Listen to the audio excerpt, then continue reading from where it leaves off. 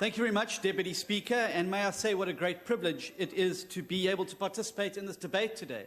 The Speaker's right. I did say Malibongwe when you came to the podium, because I recognise that this is probably our last dance together of the Fifth Parliament. So I had to acknowledge you.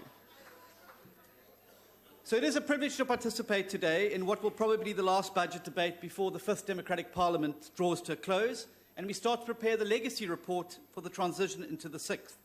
It's an opportunity for us to reflect too on where this Parliament has done well and where it has not, and also what place our Parliament holds in the minds and experience of the people of South Africa.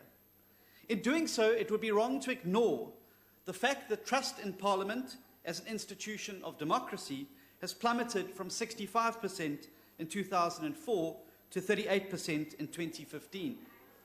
These findings of the Human Sciences Research Council are contained in the high-level panel report tabled at the end of last year. Why is this significant? Well, because the high-level panel went on to say, and I quote, "Trust is an essential element of democratic legitimacy. Declining levels of trust in institutions impact negatively on nation building," unquote. So what are the reasons for this loss of trust in our democratic institutions? I would advance that one of the chief reasons there's been a loss of trust in our institutions of democracy is because many of our citizens do not see these institutions, including our Parliament, as relevant to their daily lived experience, nor do they see them as offering a ladder of opportunity out of their present conditions. A former leader of the opposition wrote that in politics there are two essential choices in the political arena. You can choose to be a signpost, or you can be a weather vane. A weather vane, he wrote, and I quote, "will twist in the wind, trimming sails to the prevailing winds of political correctness. It is the easy path of least resistance, but it usually leads over time downhill," unquote. A signpost, on the other hand, does not bend to the vagaries of the moment, but stands for a greater cause, for an enduring set of principles and beliefs. And there's no shortage of institutions that have become weather vanes to the prevailing winds of our time. They twist and contort themselves this way and that, spinning listlessly, trying to find favour with the current faction in charge or point to the popular side of the latest cause du jour. We saw it with the Hawks, who in the foul winds of state capture blew, failed to act when they should have against the Guptas, and who only now, as the political winds have shifted and changed, have suddenly sprung to life. Too little, too late. We saw it with the NPA, who blew this way and that, protecting those in political office and their collected elite from prosecution. Now that the winds have shifted, they've started to act. Too little, too late. And we saw it with this Parliament, which protected and defended the worst excesses of the last 8 years of the Zuma administration. Some latter-day claimants of sainthood now decry the thievery, the corruption, the looting and the rot. Yet they were the very same ones that sat around the cabinet table, nodding, backslapping, drawing salaries and perks, all the while knowing exactly what was going on. Sadly, they still sit here today. What we needed in these difficult times and with these challenges were democratic institutions that stood solid, rooted in values and principles, secure in their mandate, and who acted without fear or favour, solid, resolute, standing up for the Constitution, the rule of law and democracy. We needed more road signs and less weather vanes. And so the question we have to ask ourselves as members of Parliament is, what is the sort of Parliament we want to create in South Africa? How do we turn this Parliament into a road sign, standing firm as a beacon of democracy, rather than a weather vane that twists and turns, buffeted uncertainly by prevailing political winds? Never is it more important for a Parliament to be a road sign, not a weather vane, than when it is confronted by an executive that subverts, breaks the law and ducks accountability. And we witnessed what happened when this very House became a weather vane to the Zuma tsunami of his presidency. Instead of standing firm on the Constitution, the rule and law of law and principle, we were blown horribly off course over in Kandla-gate, Sassagate, Gupta-gate and Zuma-gate. And we must never ever have a Parliament again where the velvet gloves are used to mollycoddle the executive, and shield them from accountability. We'll talk about Ms. Mvenya when you've dealt with Mr. Supramamapelo, who I believe is hanging on for dear life, Mr. Mguni. This House is not a lecture hall or a classroom. It is a robust arena of accountability. And let me be clear, no member of this House requires a permission slip from the President or his ministers to speak up, speak us out and hold them accountable. And surely we must make this House more relevant to the challenges facing our nation and work. Hashtag shut up. Well, I hear that. Well, let me just tell you, because I'm very glad this issue's been raised. I'm very glad this issue's been raised, because let me just tell you something, that this ANC has been trying to get me to shut up for 21 years. They've never succeeded, and they never will. And I'm not even scared of concomitant action that's threatened and the like. You will never shut me up. I will never stop speaking up. I will never stop standing up. And I will never stop standing up for what's right in South Africa.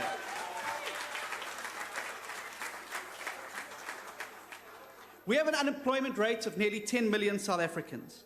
This is a national disaster that threatens the very fabric of our society. The latest Labour Force survey should have triggered an immediate debate in this House of what is to be done, and yet it does not. We have a complete breakdown of law and order in our country. Our citizens are murdered indiscriminately in their homes. Women and children are raped. Criminals have taken to brazenly... I'll tell you where Mrs. DeLille is when you tell me where Mr. Jacob Zuma is.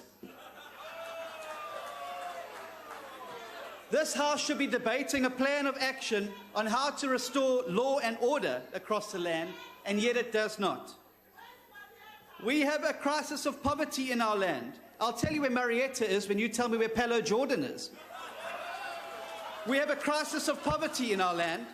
Our children are literally starving to death. Families reduced to living off grass and sugar water. This should outrage us. And if we truly are a people-centered activist parliament, we should be developing a national plan to feed our starving children. And this House should be leading the charge, and yet it does not. Instead, we debate selectively conflicts and suffering in foreign lands, ignoring the daily conflict and suffering of our own citizens. Debates on high holidays, this day, that day, joint sittings commemorating this and that, all retreating further into the glories of the past, yet all the while our present and future lie in peril.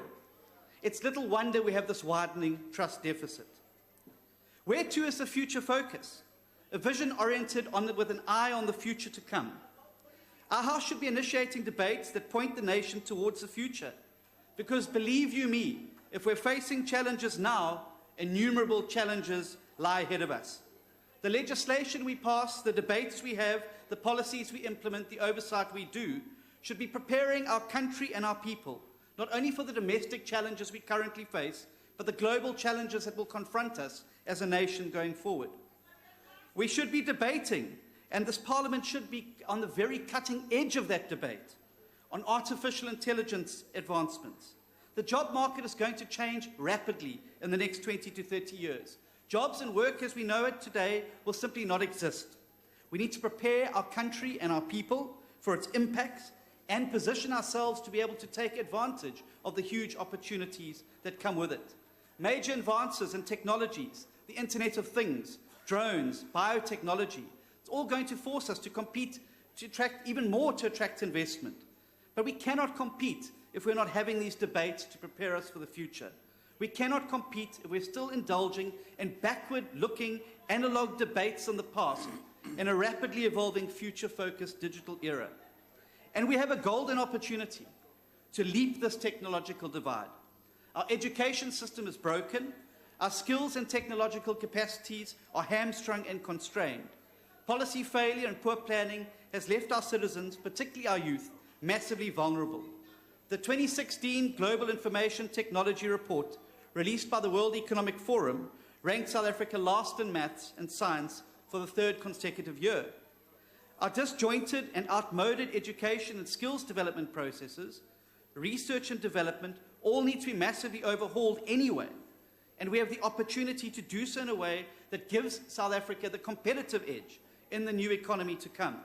We can build a skills and technological powerhouse that will allow the youth of our country to ride the wave of the disruption to come and cash in on being world leaders in key modern industries. But only if we start leading that debate as this House. If we do not, South Africa and our people will be left behind.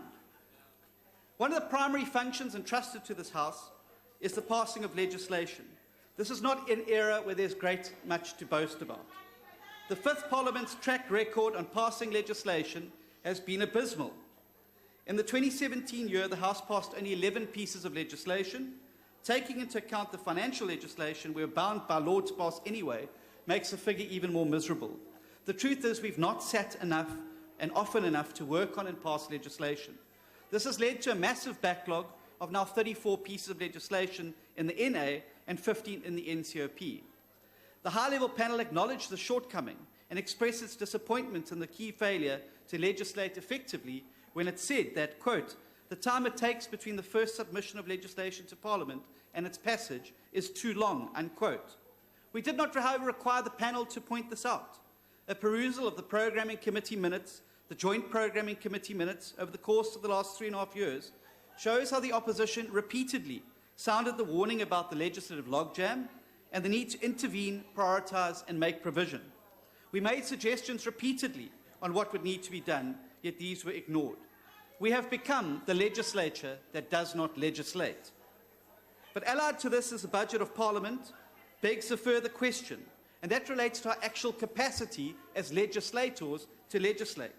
Time and time again over every budget year, the members of this House have raised concerns about the imbalance of forces that exist between the executive and Parliament, where the executive has abundant resources, the whole departments, batteries of staff, of research, review, planning, legal advice and data analysis. Yet the parliamentary research capability is horribly underfunded, the staff massively overworked and underappreciated. If passing legislation, and good legislation at that, is one of our core functions, then why does the budget not reflect that? If we don't seriously and urgently address this huge imbalance of forces, the legislative arm is forever going to be at the mercy of the executive arm. The ancient Roman poet Juvenal, in his work Satires, famously asked, who will watch the watchers? In any system, those who exercise oversight over others should themselves be subject to oversight. The answer to the question that he poses, in our parliamentary instance, is the Ethics Committee of Parliament. And I'm sorry to say, Honourable Masondo, but your committee has been an absolute abject failure, rendered completely moribund by committee leadership that do not understand how ethics work or how to effectively run processes. The committee's met once this year, despite a massive caseload of complaints against members of this House, ranging from assault of women to dishonesty to theft of public money. And it's an indictment on the chairs of this committee that the important work of this committee, so deeply respected during the tenure of Mr. Ben Turok as the chairperson, has been reduced to, yes, Mr. Masondo, a low-level political hit squad, where opposition members are in the crosshairs, but a lumbering and docile committee when governing party members are required to be investigated. And frankly, I would be ashamed. I would have sent a sick note in if I was you, rather than come and defend your miserable record in terms of this committee today. Point of order, Deputy Speaker. Yes, honourable member. Certainly, the honourable member is casting aspersion on the good integrity of the honourable Masondo, and if he wants to do that, he must do so through a substantive motion. Then we can deal with it. Can you please ask him to withdraw that? No, honourable members, we will come back on that matter. We will go and look at it, and so that we refer to it properly. Yeah. Deputy Speaker, thank you. I don't require a substantive ruling. It was a ruling of the court, of the High Court of South Africa, which exposed this political hit squad for what it is and said, and I quote, that the committee was unable to follow even the most basic principles of a fair and just process. What an indictment. What an indictment on you, sir.